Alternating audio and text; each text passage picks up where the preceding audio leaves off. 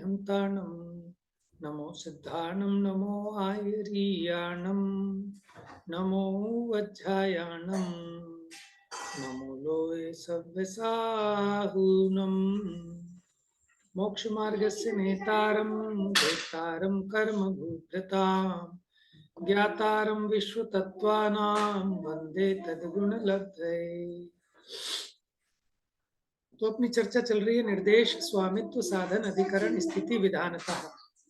अब चर्चा अपनी चलनी है विधान। विधान माने होता है उसके टाइप्स, प्रकार, भेद। पढ़ो, कौन पढ़ेगा? प्रश्न मैं पढ़ू भैया? हाँ पढ़िए। सम्यक दर्शन के विधान प्रकार कितने हैं? उत्तर, सामान्य से सम्यक दर्शन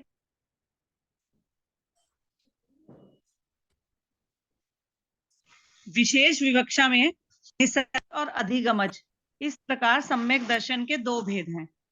कर्म की अपेक्षा इसके औपशमिक, शायिक और शायोपशमिक, ये तीन भेद हैं। पद की अपेक्षा इसके संख्यात भेद हैं तथा अर्थ के विचार की अपेक्षा असंख्यात और अनंत भेद हो जाते हैं। इस प्रकार श्रद्धान करने वाले जीव की अपेक्षा और श्रद्धान करने योग्य वस्तुओं के भेद से सम्यक दर्शन के अनेक विधान भेद हो जाते हैं। देखिए, सामान्य से तो सम्यक दर्शन एक है। भेद की अपेक्षा देखें तो उत्पत्ति की अपेक्षा निसर्गज और अधिगमज, ये चर्चा हम पहले कर चुके हैं। जो किसी के उपदेश के निमित्त से हो अधिगमज, बिना उपदेश के स्वयं हो जाए निसर्गज। कर्म की अपेक्षा औपशमिक, छायोपशमिक, छायिक। पद की अपेक्षा संख्यात भेद है। पद माने होते शब्द, तो संख्यात होते हैं। उस अपेक्षा सम्यक दर्शन के भी संख्यात भेद हो सकते हैं, क्योंकि अनेक अनेक नामों से इसको कहा जा सकता है। अर्थ के विचार की अपेक्षा असंख्यात और अनंत भेद हो जाते हैं। अर्थ माने पदार्थ कितने हैं? पदार्थ अनंत हैं। तो जिस जिस विषय के संबंध में हम सम्यक्त्व की चर्चा करते हैं, इस प्रकार श्रद्धान करने वाले जीव की अपेक्षा और श्रद्धान करने योग्य वस्तुओं के भेद से सम्यक दर्शन के अनेक भेद हो जाते हैं। तो श्रद्धान करने वाले की अपेक्षा तो निसर्गज, अधिगमज, उत्पत्ति की अपेक्षा औपशमिक, छायिक, छायोपशमिक, जिसको स्वयं हुआ है। लेकिन जो श्रद्धान करने योग्य वस्तुएं हैं वो 7 तत्व हैं। अब जीव देखा जाए तो अनंत है, ठीक है। उस अपेक्षा इसके अनेक भेद भी हो जाते हैं। मोटे रूप में अपना दो समझना, एक तो निसर्गज, अधिगमज, और 3 प्रकार के औपशमिक, छायिक और छायोपशमिक। इस प्रकार निर्देश आदि छहों को हमने सम्यक दर्शन पर घटित करके देखा। अब सम्यक ज्ञान पर घटित करके बताते हैं 6 की 6 बातें। पढ़िए। सम्यक ज्ञान पर निर्देश आदि जीवादि तत्वों को प्रकाशित करने जानने वाला ज्ञान है, अथवा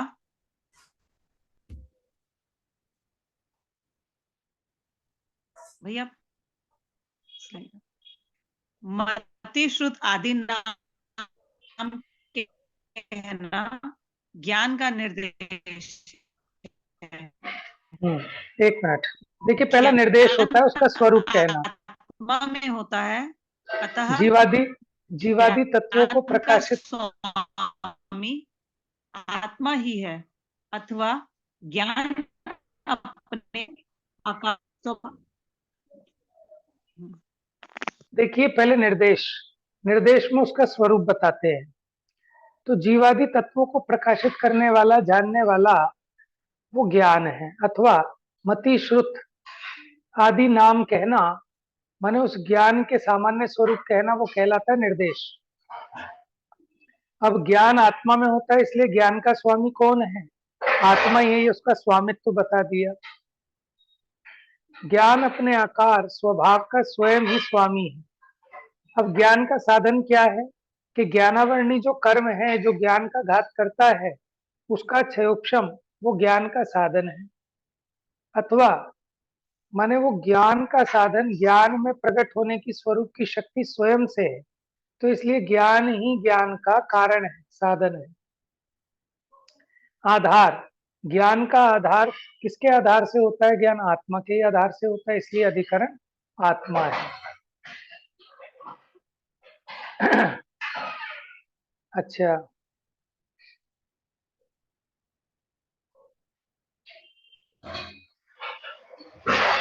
अब ज्ञान दो तरह का हो सकता है, क्षयोक्षमिक ज्ञान अथवा क्षयिक ज्ञान।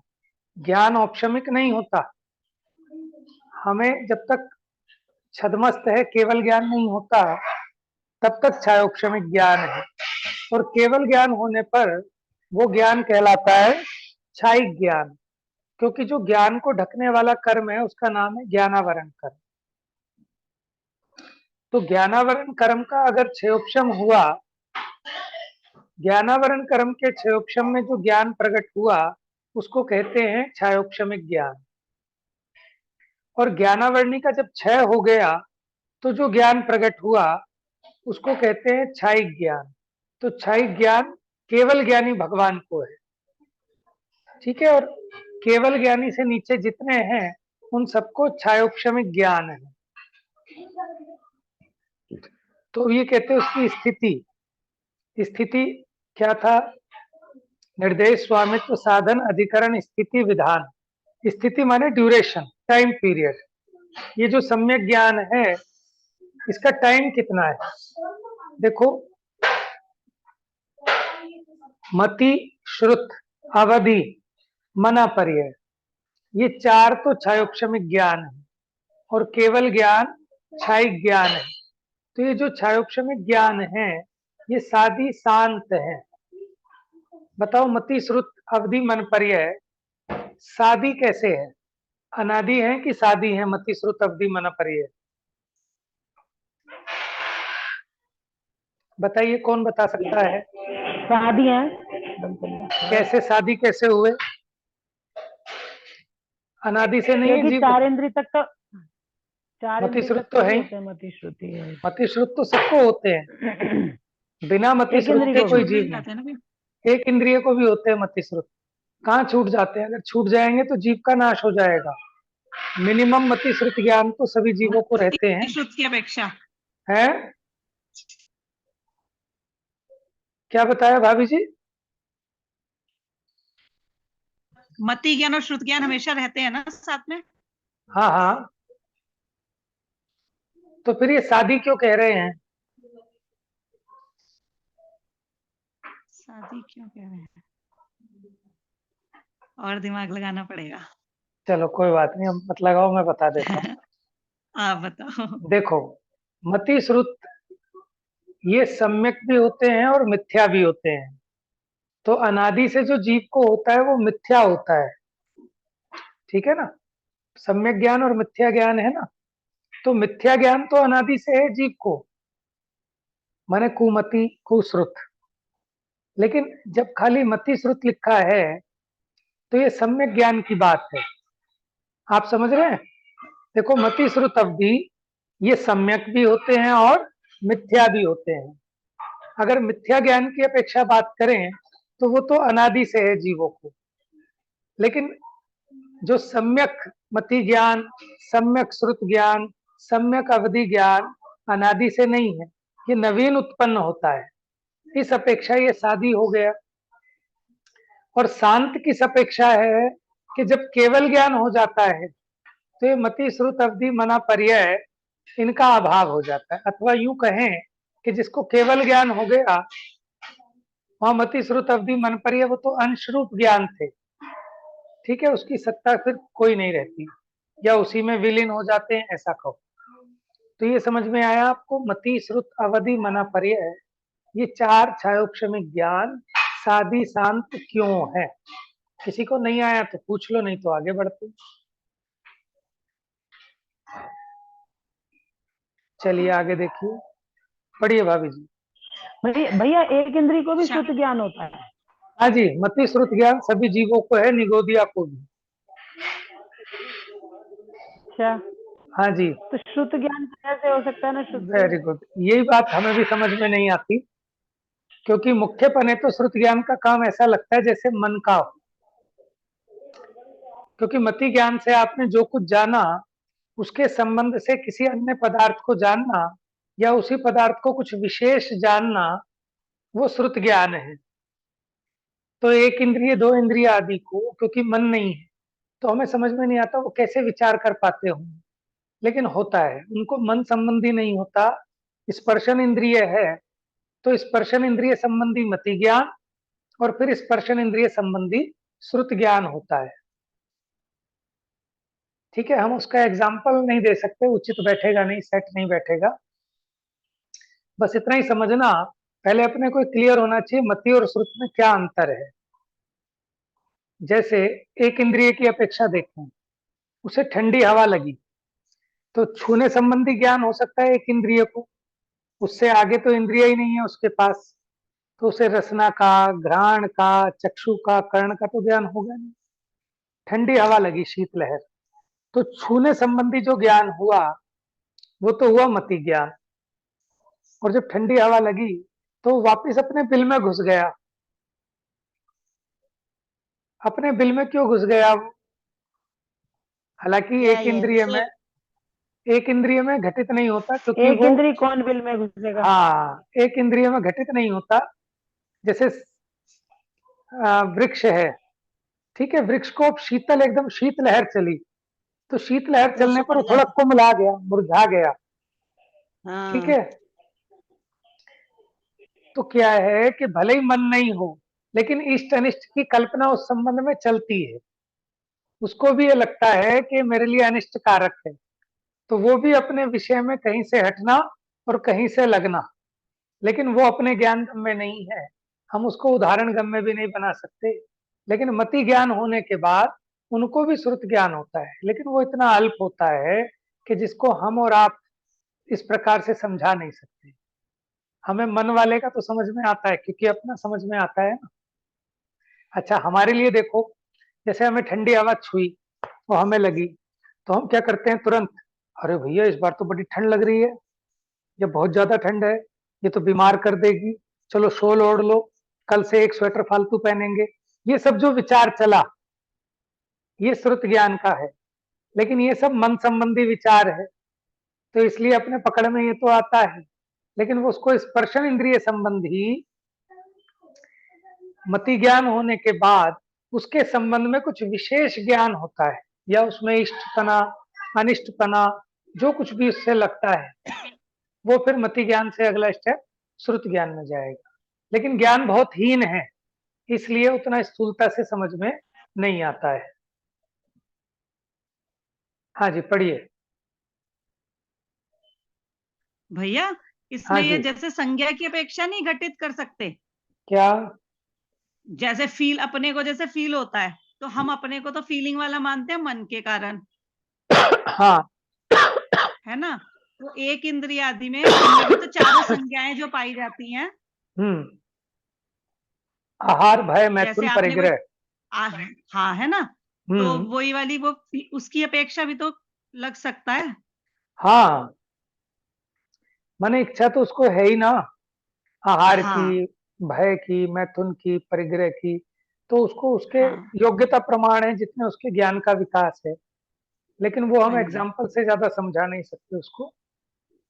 अच्छा। चलिए आगे पढ़िए। हाँ जी। शायोपशमिक और शायिक ज्ञान की अपेक्षा ज्ञान की स्थिति इस प्रकार है: मति, श्रुत, अवधि, मनः, पर्याय। ये चार शायोपशमिक ज्ञान सादी शांत हैं। हम्म, मति श्रुत ज्ञान की प्रवृत्ति एक विषय में अंतर्मुहूर्त ही होती है, हम्म, तत्पश्चात नियम से अन्य विषय में प्रवृत्ति होती है, हम्म, अतः इनका काल अंतर्मुहूर्त है। परंपरा की अपेक्षा अभव्य जीव के इनका काल अनादि अनंत और भव्य जीव के अनादि शांत है। देखिए, अब सामान्य से मति श्रुत ज्ञान की प्रवृत्ति की बात अगर करें, माने मति श्रुत ज्ञान जो अपने विषय में लगता है, तो जिस विषय में लगा उसमें अंतर्मुहूर्त से ज्यादा नहीं टिक सकता, फिर उस विषय को छोड़कर किसी अन्य विषय में प्रवृत्ति होती है। इस अपेक्षा से इनका काल अंतर्मुहूर्त है। और अगर अब परंपरा की अपेक्षा विचार करें,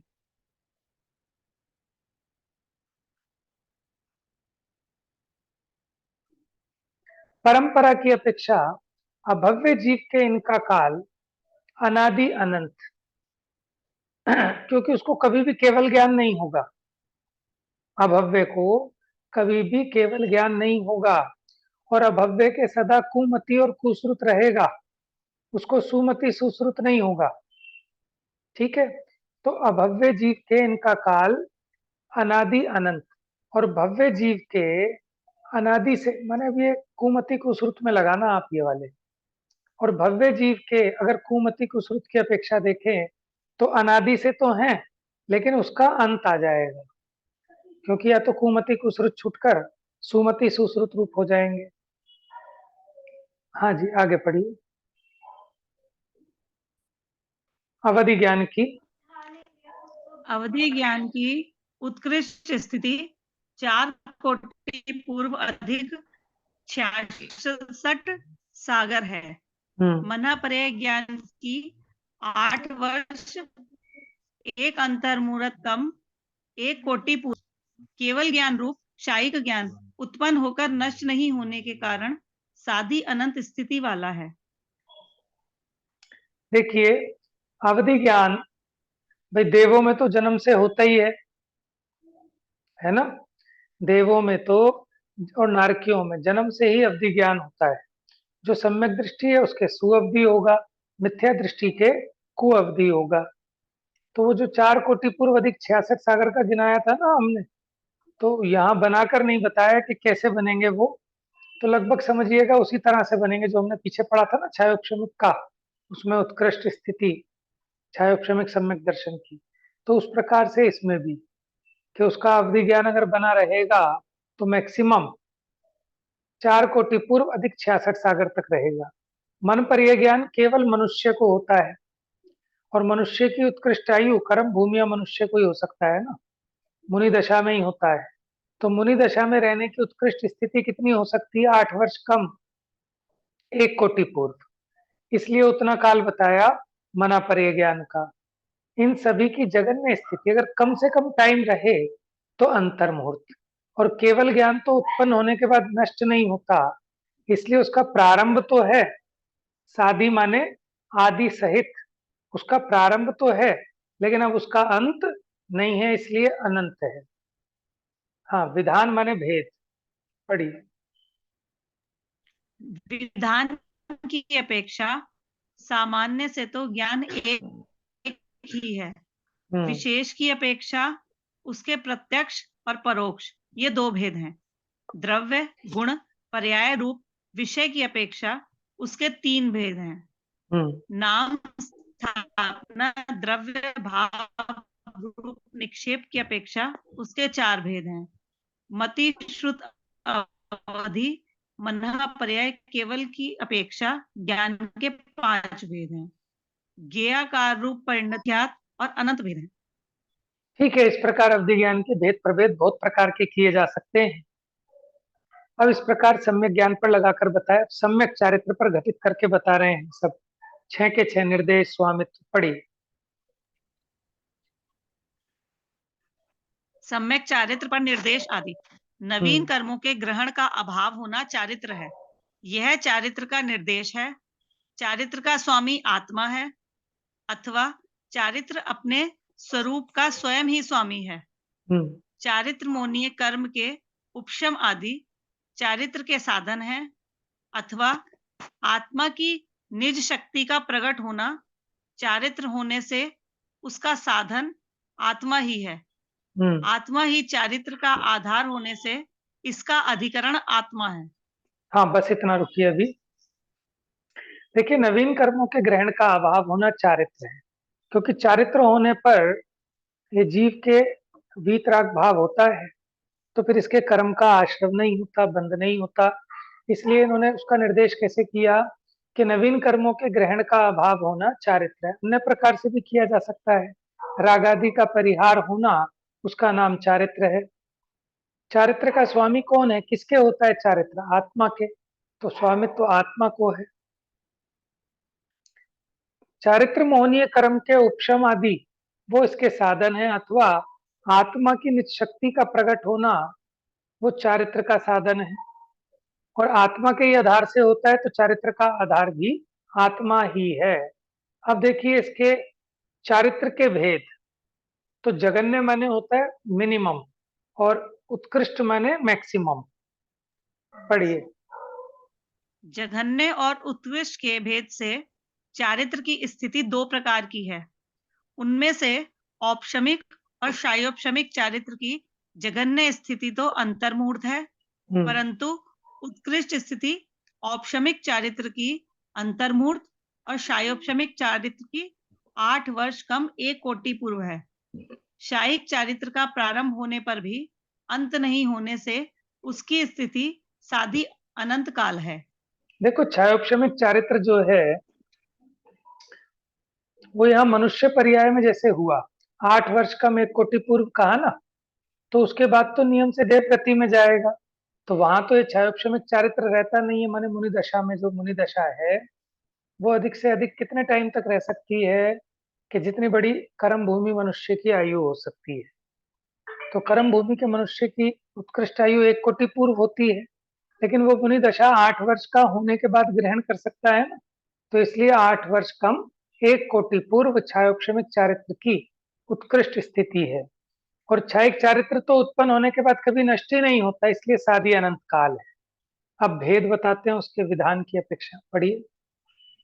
विधान की अपेक्षा सामान्य से तो चारित्र एक ही है, विशेष की अपेक्षा त्याग रूप भेद से अभ्यंतर और बाह्य इन दो प्रकार का है।